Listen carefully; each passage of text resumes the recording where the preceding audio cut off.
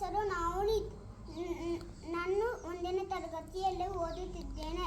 ನನ್ನ ಸ್ಕೂಲ್ ಹೆಸರು GLPS ಚಿಂತಾಲೆ ಮಾರಿವಾಳ. ಭಾರತದ ಸಂವಿಧಾನ ಪೀಠಿಕೆ. ಭಾರತದ ಪ್ರಜೆಗಳಾದ ನಾವು ಭಾರತವನ್ನು ಸಾರ್ವಭೌಮ ಸಮಾಜವಾದಿ ಜಾತ್ಯತೀತ